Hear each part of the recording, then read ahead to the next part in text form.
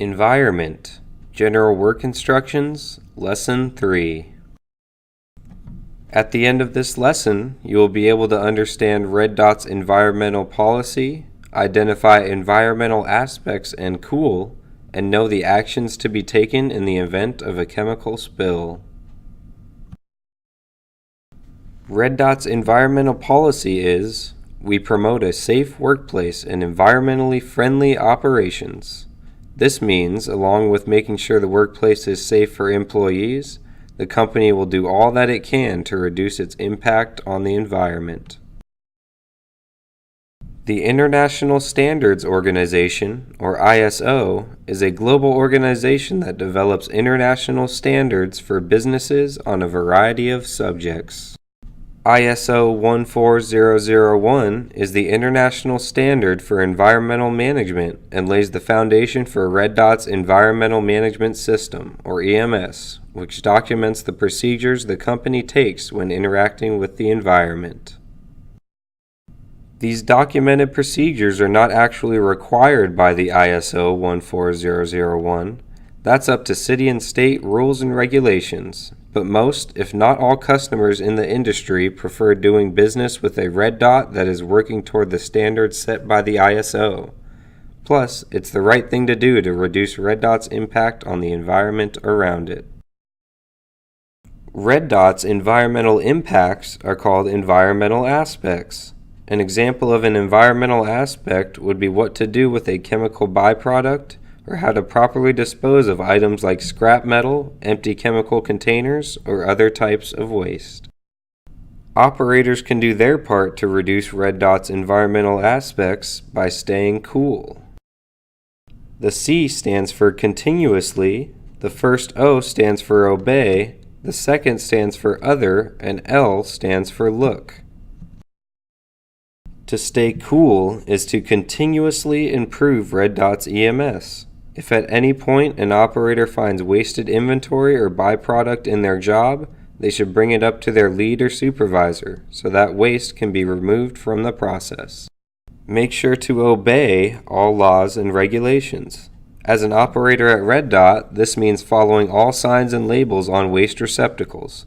Ask your lead or supervisor for clarification if you have any questions about the disposal of a certain item.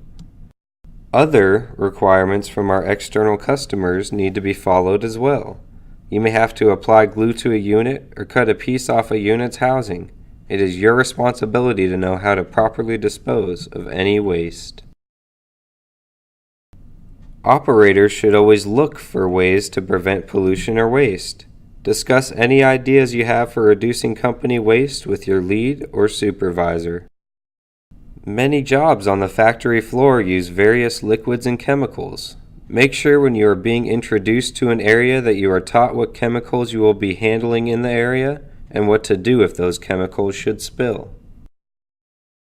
Each chemical container should be clearly labeled, including smaller, secondary containers. If the containers are not labeled, notify your lead so they can get you clear labeling. There are spill kits found in covered bins in each area. Your lead or supervisor should show you the spill kits around the area you will be working before you begin. After that, it is your responsibility to know where these spill kits are and how to react to a spill if one occurs. If a small spill occurs at your workstation with a known, safe chemical, clean it up using towels as best as you can and dispose of the towels in the proper waste receptacle. If the spill is large and the chemical is a known safe chemical, or the chemical is an unidentified chemical, locate the nearest spill kit for your area and open it. Equip the rubber gloves and eye protection found inside and use the absorbent booms to try to contain the spill as much as possible. If you don't know what the chemical is, always prepare for the worst. Once you have tried to contain the spill, begin following the hazardous waste procedure by calling the contacts on the emergency call list or any maintenance personnel to summon someone to help clear the spill. As soon as you are able, notify your lead or a coworker of the spill, and they can call the emergency contacts while you contain the spill. You can get information on the safety hazards, storage, and disposal methods of any chemicals Red Dot uses by looking up the safety data sheet for that chemical through Red Dot Help or our online resource, msdsonline.com. More information on safety data sheets and how to access them can be found in the work instructions on that topic. Before we're done, let's go over the evaluation criteria for environment. Number 1. The operator understands Red Dot's environmental policy. Number 2. The operator identifies environmental aspects and cool. Number 3. The operator knows the actions to be taken in the event of a chemical spill. This concludes the lesson for Environment, General Work Instructions, Lesson 3.